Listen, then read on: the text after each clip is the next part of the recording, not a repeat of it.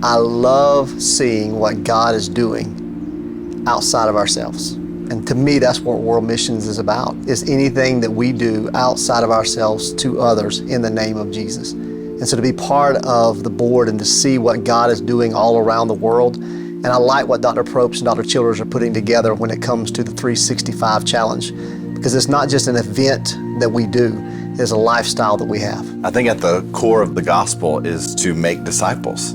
We are disciples who make disciples, and missions is obeying the command of Jesus Christ to go to all the world to preach the good news.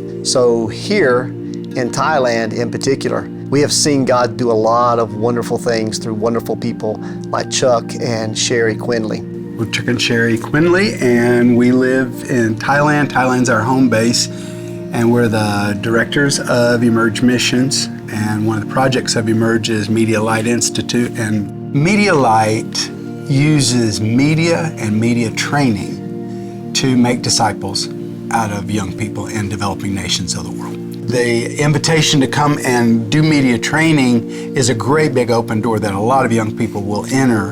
And then through that, we can begin the discipleship while we're doing media training. When we started Media Light, we really felt like we had to focus on emerging young leaders of the unreached nations, for the unreached nations. You know, Thailand is a nation that's less than half than 1% Christian. I mean, you need to stop and think about that. That's a staggering statistic. A Thai person can reach a Thai person so much better than we can, because they understand everything that they have to battle against as they experience Jesus, because here to be Thai is to be Buddhist. They can understand that, and they know how to address all the different things that they have to battle against. To see their unique approach to ministry in a nation that is only 1/2 of 1% Christian, and yet they've been effective in thinking outside of the box of what is evangelism to bring the gospel of Jesus Christ to people that are really not open to the gospel. We are in the heart of the 1040 window, where the last, the least, and the lost are. And we've got to be strategic about this. You know, Jesus said, until all have heard. And we're living among those who have not heard yet. It's really, really hard when you're from anywhere in the West to even comprehend what it's like to not even know who Jesus is in history.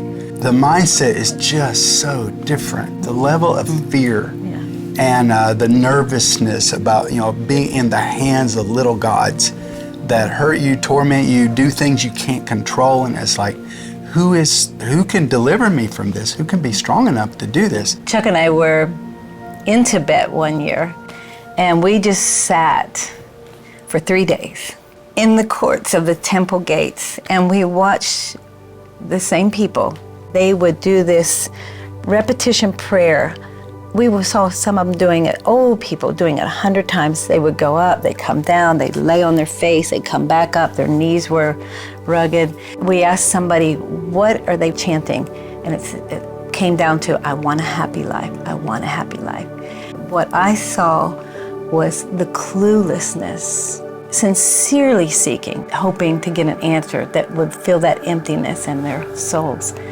That, to me, is the last, the least, and the lost. And that's why we're here. I believe the day that we come right with the Lord, He allows us to remain on this earth for one reason, and that reason is there's others that were in the place that I was before I became right with Him. They matter to Him, so they must matter to us. And that's why we're here. It's so important that we find God's new messengers, and we find those leaders who've got personal ambition for the Lord. My name is Somkiat Jakchi. What we do is two main areas. One is to prevent the issue that happen and to protect the children, you know. And secondly, is we rescue children that have been sexually abused, that have been trafficked, and help write their new story of their life. We give them education opportunity, and we give them job opportunity so that they can survive when they grow up. and they can able to success in the dream that they have, you know. The best part for me is seeing the progress of their life, seeing from one level that they have no hope, now there's hope for them. They start dreaming again, and also seeing they finish each level, and I think that's what I really appreciate. The Friday night worship service is fun night for them. One, they get to see other friends. There's worship and dancing and happiness in the praise. I want them to experience that presence of God, that one touch of God, one touch of His presence. I believe that will change their life. We feel like the future of missions is for the Western Church to get behind these young national leaders and help them get a great start. And God's just blessed us. We're surrounded with amazing young people. And one's Mark Rosakai, and he's from the Philippines, and I'm watching Filipino missionaries go out. So the number one threat to Thai college students remains to be depression. A lot of students suffer from anxiety, stress, mental health issues. They're lost because they don't have hope. The hope is in Jesus Christ. When you're in that state and you're contemplating suicide, what you're really saying is that there is no hope, when they have the answer. And the plan of God is to reveal that to them. If we're going to be face to face with them, we want to be able to touch their pain point. And this is the pain point. And so we designed and are now executing what we call LIFT. LIFT is a 2-hour encounter on joy. It is tailor fit for Thai university students so that we could give them tools in order for them to take charge in their lives so they can nurture joy on a daily basis on their own.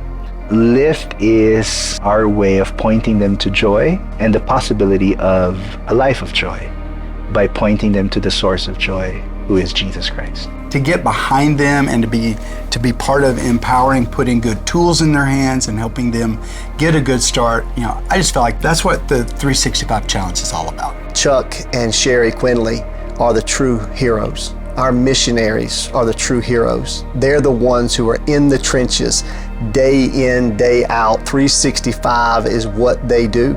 They're addressing a systemic issue with solutions that they created with the people of those villages. One thing that Chuck said is we look for hill tribe solutions for hill tribe issues, and they're doing that.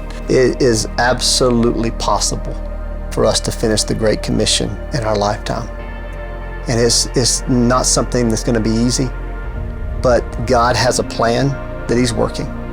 God also has a people that He's putting together. We've seen it here in Thailand. We've seen the benefits of what happens when God puts teams together, international teams. And so when we're doing as the body everything that we need to do, then we'll work together to see the Great Commission finished. When we all add our resources together, we've got a lot of resources. Yeah. We've got brilliant people, we've got a lot of talent, and then we've got just the tithing and the giving that's across our system. And if we would just do the laser light principle on truly a strategic move to reach the last remaining unreached. And now again, because we've got new communication tools, Right. this is more possible than it has ever been before. I might not be in the trenches with what is happening in Thailand, but I can be an answer to prayer and making provision. And sometimes it seems like it's just a cliche, especially when it comes to world missions, but the giving of money goes a long way. Whenever you hear stories, even while we were in Thailand, about what God was doing, and they're having to meet the budget, if not, they might have to shut down some ministries. They're praying about it, and we could be the answer to their prayers in providing what they need.